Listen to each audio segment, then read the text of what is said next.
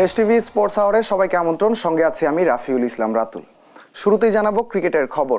Saint ভিনসেন্টে সিরিজের দ্বিতীয় টি-20তে বুধবার ওয়েস্ট ইন্ডিজের মুখোমুখি হবে বাংলাদেশ। এই ম্যাচে টাইগারদের লক্ষ্য সিরিজ জয়। অন্যদিকে সিরিজ বাঁচাতে জয়ের বিকল্প নেই স্বাগতিকদের সামনে। আর্নেস ভ্যালিতে বাংলাদেশ সময় ভোর 6টায় শুরু হবে ম্যাচটি। রিফাত আঞ্জুম জানাচ্ছেন বিস্তারিত। সেন্ট ভিনসেন্টে প্রথম টি-20তে শ্বাসরুদ্ধকর জয়ের পর ফুরফুরে মেজাজে পুরো বাংলাদেশ দল। দ্বিতীয় টি-20-র আগে আত্মবিশ্বাসের রসদ পেয়েছে টাইগাররা। প্রথম ম্যাচে টাইগারদের মাঝারি সংগ্রহের পর বোলারদের দারুণ বোলিংয়ে জয় পায় লিটনের দল। ব্যাটারদের কাছ থেকে প্রত্যাশা অনুযায়ী পারফরমেন্স পাওয়া যায়নি। বিশেষ করে লিটন দাসের অফ ফর্ম ভাবাচ্ছে দলকে। টপ অর্ডারের অন্যান্য ব্যাটাররাও যে নিয়মিত রান পাচ্ছেন না। জয়ের খুব কাছে গিয়েও হেরেছে স্বাগতিকরা, তাই তো ব্যাটারদের মূল কাজটা করতে হবে। ওয়ানডে সিরিজে খারাপ সময় পার করা বোলাররা ঠিকই নিজেদের সামর্থ্যের প্রমাণ দিয়েছেন। মিরাজ, শেখ মেহেদী, হাসান মাহমুদ, তাসকিনদের উপর টিম ম্যানেজমেন্ট আস্থা রাখতেই পারেন। সিরিজ জয় লক্ষ্য নিয়েই মাঠে নামবে লিটনের দল। শামীম পাটোয়ারি জানিয়েছেন সেই আশার কথা। যেহেতু এখন আমরা 3 ম্যাচে একটা জিতে গেছি, সো আমরা একটু এগিয়ে আছি এখনো। আর অবশ্যই আমার টার্গেট থাকবে যে আমাদের এই সিরিজটা উইন করার। ইভেন আপনারা সবাই জানেন যে টি-20তে স্পেশালিস্ট ওরা অনেক ভালো। সো আমরা আশা করি আর একটা ম্যাচ জিতলে আমরা সিরিজ জিততে পারবো ইনশাআল্লাহ।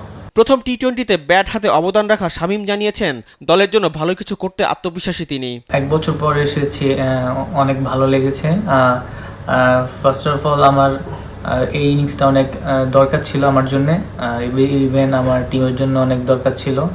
আর আমি অনেক কনফিডেন্ট ছিলাম যে আমি ভালো কিছু করব টিমের জন্য আর আমার দলকে ভালো কিছু দিতে পারবো। অন্যদিকে ওয়েস্ট ইন্ডিজের সামনে সিরিজ বাঁচাতে জয় ছাড়া অন্য কোনো পথ খোলা নেই। ক্যারিবীয়রা মরিয়া হয়ে থাকবে সিরিজে ফিরতে। পাওয়েল, ফ্লেচার, জনসন, চার্লসরা সেন্ট ভিনসেন্টে সেই চ্যালেঞ্জ নিতে চাইবেন। রিফাত আঞ্জুম, দেশ টিভি, স্পোর্টস ডেস্ক। অনূর্ধ্ব-19 নারী এশিয়া কাপের সেমিফাইনালে উঠেছে বাংলাদেশ। গ্রুপ পর্বের দ্বিতীয় ম্যাচে স্বাগতিক মালয়েশিয়াকে 120 রানের বড় ব্যবধানে হারিয়েছে টাইগ্রেসরা। কুয়ালালামপুরে টস জিতে ব্যাট করতে নেমে নির্ধারিত 20 ওভারে 5 উইকেটে 149 রান করে বাংলাদেশ। জান্নাতুল মাওয়া অপরাজিত সর্বোচ্চ 34 রান করেন। এছাড়া সাদিয়া করেন 31 রান। জবাবে ব্যাট করতে নেমে নিশিতা আক্তার নিশির বোলিং তোপে মাত্র 29 রানে অল আউট হয় মালয়েশিয়া। ম্যাচে স্বাগতিকদের কোনো ব্যাটারই 2 অঙ্কের রান করতে পারেননি। বাংলাদেশের হয়ে নিশি 5টি, হাবিবা 3টি ও আনিসা 2টি উইকেট নেন। সিলেটে এনসিএল টি-20তে সেঞ্চুরি করেছেন এনামুল হক বিজয়। খুলনা বিভাগের হয়ে ঢাকা বিভাগের বিপক্ষে জয়ের কারিগর এই ব্যাটার। ম্যাচে 21 রানের জয় নিয়ে মাঠ ছাড়ে খুলনা। এনামুলের অনবদ্য ইনিংসের আদ্যপান্ত রিপোর্টে। পুল শটে বল যখন উড়ে গেল সীমানার বাইরে, এনামুল তখন ক্রিজে। ছক্কা হতে দেখেই হেলমেট খুলে হাঁটু গেড়ে বসে পড়েন। পর মুহূর্তেই শরীরকে ছেড়ে দিলেন মাটির আশ্রয়ে। পরে শুয়ে থেকেই আকাশের দিকে ব্যাট ও হেলমেট উঁচিয়ে ধরলেন। খানিক পরেই দাঁড়িয়ে মুখে চওড়া হাসি নিয়ে উদযাপন করলেন আরও কিছুক্ষণ। সিলেটের জাতীয় ক্রিকেট লিগ টি-20তে মঙ্গলবার সকালে খুলনা বিভাগের হয়ে ঢাকা বিভাগের বিপক্ষে এনামুল খেলেন 67 বলে 101 রানের অপরাজিত ইনিংস। 88 রান নিয়ে শেষ ওভারটি শুরু করেন এনামুল। স্ট্রাইকে ছিলেন না তিনি, তবে দ্বিতীয় বলেই স্ট্রাইক পেয়ে বাউন্ডারিতে পেরিয়ে যান 90। চতুর্থ বলে আসে 2টি রান। পঞ্চম বলে ওই ছক্কায় সেঞ্চুরি। এদিন ম্যাচে দুর্দান্ত স্ট্রাইক রেটে ছুটতে শুরু করে খুলনা বিভাগের ব্যাটাররা। 4 ছক্কার ফুলঝুরিতে এগোতে থাকে রানের চাকা। ম্যাচের পঞ্চম ওভারে প্রথম ধাক্কা খায় খুলনা। নাজমুল অপুর বলে ব্যক্তিগত 14 রানে সাজঘরে ফেরেন অভিজ্ঞ ব্যাটার ইমরুল কায়েস। তিনে নামা আজিজুল হাকিমও লম্বা করতে পারেননি নিজের ইনিংস। বাধা আবারও সেই স্পিনার নাজমুল অপু। এই আসা যাওয়ার মিছিলে যুক্ত হন দলের আরেক ব্যাটার মিঠুন। খালি হাতে রান আউট হয়ে সাজঘরে ফেরেন তিনি। এরপর আর ঘুরে তাকাতে হয়নি খুলনার। দলের অধিনায়ক নুরুল হাসানকে নিয়ে প্রতিপক্ষ বোলারদের কোনো ছাড় দেননি এনামুল। 4 ছক্কার ফুলঝুরিতে ম্যাচের সংগ্রহ দাঁড়ায় 3 উইকেটে 180 রান। জবাবে ব্যাট করতে নেমে শুরুটা কাল হয়ে যায় ঢাকা বিভাগের।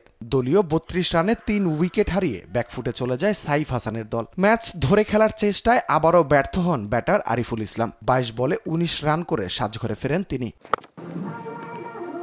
পরের 2 ব্যাটার তাইবুর রহমান ও মাহিদুল ইসলাম অঙ্কনের ঝোড়ো ব্যাটিংয়ে আসার আলো জাগে ঢাকার। তাইবুরের 63 ও অঙ্কনের 23 বলে 43 রানের ইনিংস একটুর জন্য পিছিয়ে যায় জয়ের লক্ষ্য তারায়। 20 ওভারে 159 রানে থামে ঢাকার ইনিংস। 21 রানের জয় দিয়ে মাঠ ছাড়ে সোহানের দল। রাফিউল ইসলাম রাতুল, স্পোর্টস ডেস্ক, দেশ টিভি।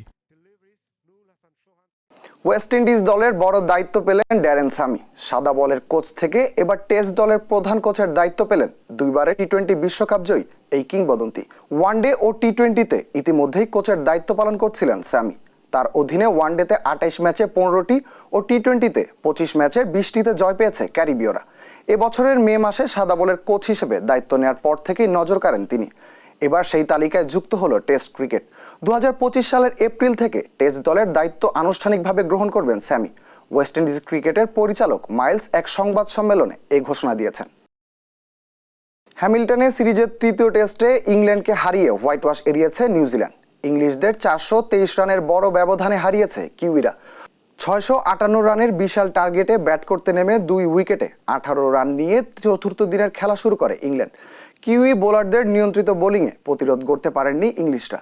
2 অপরাজিত ব্যাটার জ্যাকব ব্যাথেল 76 ও জো রুট করেন 54 রান। এরপর গ্যাস অ্যাটকিনসন 43 ছাড়া আর কেউ বড় রান করতে পারেননি। ইংল্যান্ড অল আউট হয় মাত্র 234 রানে। কিউই স্পিনার সেন্টার 4টি, হেনরি ও সাউথি 2টি করে উইকেট নেন।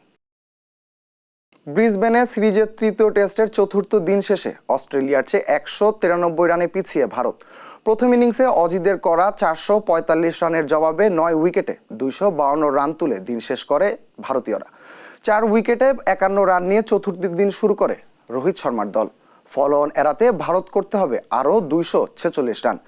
213 রানে ভারতের নবম উইকেট যাওয়ার পর মনে হচ্ছিল ফলো অন করতে হবে ভারতকে, কিন্তু বাধা হয়ে দাঁড়ায় বুমরা ও আকাশদীপ। নবম উইকেটে 39 রান যোগ করে ফলো অন এড়ান তারা। বৃষ্টিতে 4 বার খেলা বন্ধ হওয়ায় দিনটা ভারত শেষ করে 9 উইকেটে 252 রান তুলে। বুমরা 10 ও আকাশ 27 রানে অপরাজিত আছেন। এখন জানবো ফুটবলের খবর। সব জল্পনা কল্পনার অবসান ঘটিয়ে আজ রাতেই বর্ষসেরা ফুটবলারের নাম ঘোষণা করতে যাচ্ছে ফিফা।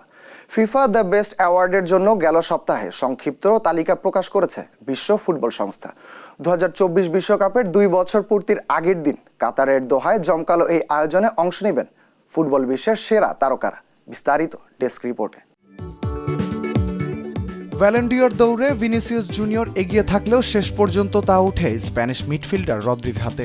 আনুষ্ঠানিক ঘোষণা আসার আগেই চারদিকে খবর ছড়িয়ে পড়ে রিয়াল ফরওয়ার্ড ভিনির হাতে উঠছে না এবারের ব্যালন ডিওর। তার অপ্রাপ্তিতে আয়োজন বর্জন করেছিল রিয়াল মাদ্রিদ। আক্ষেপের সেই ক্ষতে প্রলোভ দেওয়ার সুযোগ আজ ফিরেছে ভিনিসিয়াসের সামনে। ভিনি ও রদ্রি ছাড়াও তালিকায় আছেন ফুটবল জগতের আরও 9 তারকা। তবে তালিকায় সবচেয়ে বিস্ময়ের নাম আর্জেন্টাইন মহাতারকা লিওনেল মেসি। এছাড়াও তালিকায় আছেন আরও 6 Real Madrid footballer Jude Bellingham, Rodrygo, Dani Carvajal, Valverde, Toni Kroos ও কিলিয়ান এমবাপ্পে। আছেন ম্যান সিটির হালান্ড, বায়ার লেভারকুসেনের ফ্লোরিয়ান ভির্টস ও বার্সেলোনার লামিন ইয়ামাল। বর্ষসেরা কোচের তালিকায় মনোনয়ন পেয়েছেন রিয়ালের কার্লো আনচেলত্তি, আর্জেন্টিনার লিওনেল স্কালোনি, স্পেনের দে লা ফুয়েন্তে, ম্যান সিটির পেপ গার্দিওলা ও লেভারকুসেনের জাবি আলোনসো। ছেলেদের বর্ষসেরা ফুটবলারের পাশাপাশি বর্ষসেরা নারী ফুটবলার, কোচ, গোলকিপার ও গোলের সংক্ষিপ্ত তালিকা দিয়েছে ফিফা। ঘোষণা করা হবে বর্ষসেরা একাদশও। থাকছে ফিফা ফ্যান অ্যাওয়ার্ডও। এছাড়া এবারই প্রথম নারীদের সেরা গোলের জন্য চালু করা হচ্ছে মার্তা অ্যাওয়ার্ড। 2023 সালের 21 আগস্ট থেকে 2024 সালের 10 আগস্ট সময়ের পারফরমেন্স বিবেচনায় দেয়া হবে এই পুরস্কার। মূলত ফিফার প্রতিটি সদস্য দেশের অধিনায়ক, কোচ এবং গণমাধ্যমের প্রতিনিধির ভোটে নির্বাচিত হয় এই পুরস্কার প্রাপ্তদের নাম। 75% অবদান থাকে তাদের, বাকি 25% আসে দর্শকদের ভোটে। তবে সেরা গোল ও একাদশে সমর্থকদের ভোটের হার অর্ধেক। বেশ কয়েকটি উপলক্ষ সামনে রেখে আয়োজন করা হয়েছে এবারের ফিফা দ্য বেস্টের অনুষ্ঠান। আগামীকাল কাতারের লুইস স্টেডিয়ামে ইন্টারকন্টিনেন্টাল কাপের ফাইনালে মুখোমুখি হবে রিয়াল মাদ্রিদ ও মেক্সিকান ক্লাব পাচুকা। একই দিনে উদযাপন করা হবে কাতারের ফাইনাল বিশ্বকাপ আয়োজনের 2 বছরের পূর্তি। রাফিউল ইসলাম রাতুল, স্পোর্টস ডেস্ক, দেশ টিভি। বুধবার ইন্টারকন্টিনেন্টাল কাপের ফাইনালে মেক্সিকোর ক্লাব পাচুকার মুখোমুখি হবে রিয়াল মাদ্রিদ। শিরোপা জয়ের লক্ষ্য নিয়ে মাঠে নামবে গ্যালাক্টিকোরা। জয়ের ব্যাপারে রিয়ালের কোচ কার্লো আনচেলত্তি বেশ আত্মবিশ্বাসী। বিস্তারিত জুবাই নূরের রিপোর্টে। বছরের শেষ দিকে এসে রিয়াল মাদ্রিদের সামনে আরও একটি শিরোপা জয়ের হাতছানি। ইন্টারকন্টিনেন্টাল কাপের ফাইনালে মেক্সিকোর ক্লাব পুচকার মুখোমুখি হবে স্প্যানিশ জায়ান্টরা।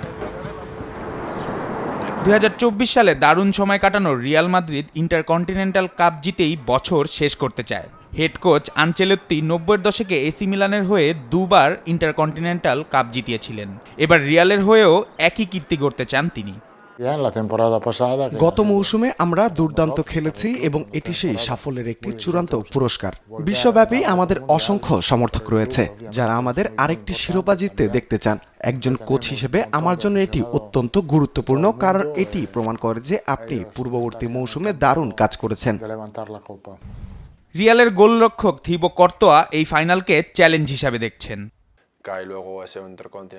এটি এমন একটি প্রতিযোগিতা যেখানে বিভিন্ন মহাদেশের চ্যাম্পিয়নরা একে অপরের মুখোমুখি হয়, তাই এই প্রতিযোগিতা সবসময় উপভোগ্য। এটি খেলোয়াড়, ক্লাব এবং সমর্থকদের জন্য একটি বড় সুযোগ। ইন্টারকন্টিনেন্টাল কাপ জিততে পারলে রিয়াল মাদ্রিদের জন্য এটি হবে 2024 সালের চতুর্থ শিরোপা। চ্যাম্পিয়ন্স লিগ, লা লিগা এবং স্প্যানিশ সুপার কাপ জেতার পর নিজেদের ঝুলিতে আরও একটি ট্রফি যোগ করার লক্ষ্যে মাঠে নামবে স্প্যানিশ জায়ান্টরা। জুবায়ের নূর, স্পোর্টস ডেস্ক, দেশ টিভি। ব্রাজিল ফুটবল ফেডারেশনের সভাপতি হওয়ার আগ্রহ প্রকাশ করেছেন বিশ্বকাপজয়ী কিংবদন্তি রোনালদো নাজারিও। পরবর্তী নির্বাচনে অংশ নেওয়ার আনুষ্ঠানিক ঘোষণা দিয়েছেন রোনালদো। নির্বাচনকে ঘিরে পরিকল্পনা সাজানোর কথাও জানিয়েছেন ব্রাজিলের এই কিংবদন্তি। বিস্তারিত জানাচ্ছেন রিফাত আঞ্জুম।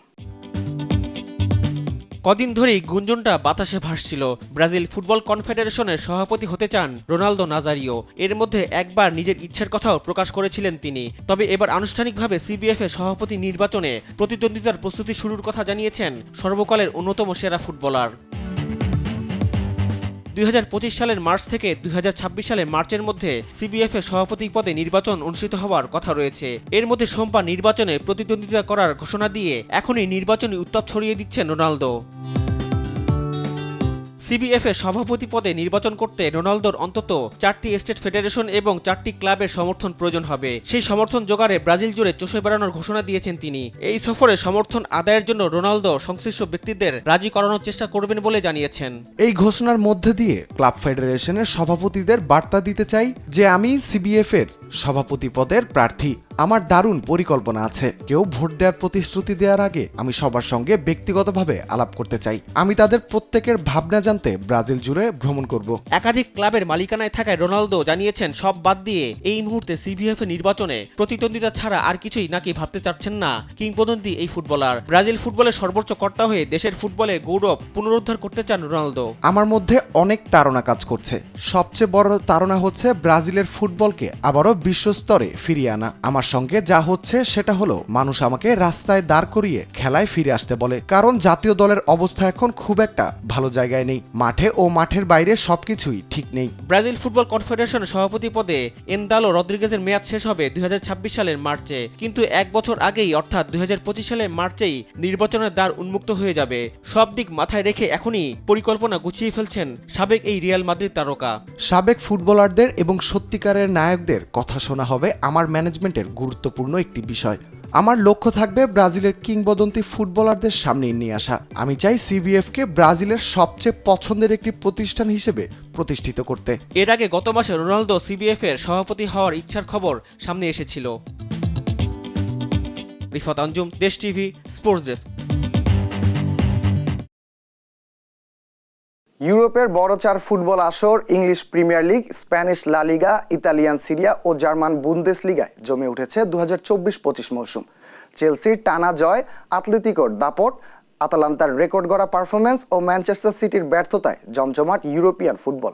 এক নজরে দেখে নেওয়া যাক লিগ ফুটবলের আদ্যপান্ত। লিভারপুল এখনও শীর্ষে থাকলেও তাদের পয়েন্ট খোয়ানোর ধারাবাহিকতা উদ্বেগজনক। নিউক্যাসলের পর ফুলহ্যামের বিপক্ষেও 2-2 গোলে ড্র করেছে ক্লপের দল। অন্যদিকে চেলসি তাদের জয়রোধ অব্যাহত রেখেছে। সবশেষ ব্রেন্টফোর্ডকে হারিয়ে পয়েন্ট তালিকার দ্বিতীয় স্থানে উঠে এসেছে চেলসি।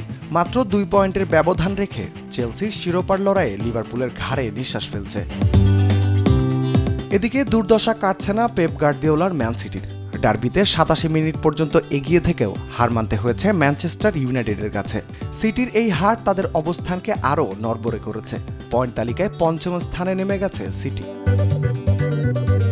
লা লিগায় বার্সেলোনার ব্যর্থতার সময় যেন কাটছেই না।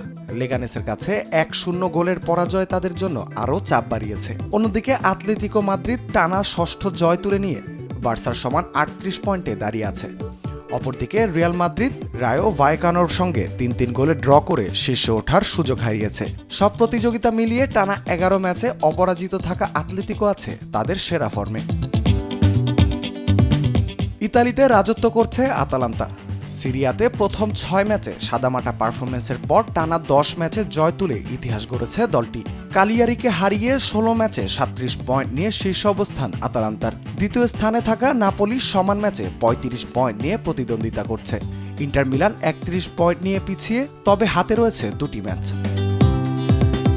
এদিকে বুন্দেসলিগায় বায়ার্ন মিউনিখ শীর্ষস্থান ধরে রাখলেও হোঁচট খেয়েছে মাইন্সের বিপক্ষে। হ্যারি কেইনকে ছাড়া মাঠে নেমে তারা 2-1 গোলে পরাজিত হয়েছে। মাইন্সের বিপক্ষে গত 5 বছরে চতুর্থবার হারল বায়ার্ন। 14 ম্যাচে 33 পয়েন্ট নিয়েও 4 পয়েন্টের ব্যবধানে বায়ার লেভারকুসেন তাদের ঘাড়ে নিঃশ্বাস ফেলছে। রাফিউল ইসলাম রাতুল, স্পোর্টস ডেস্ক, দেশ টিভি। এই ছিল এখনকার দেশ টিভি স্পোর্টস আওয়ারের সঙ্গে থাকার জন্য ধন্যবাদ সবাইকে।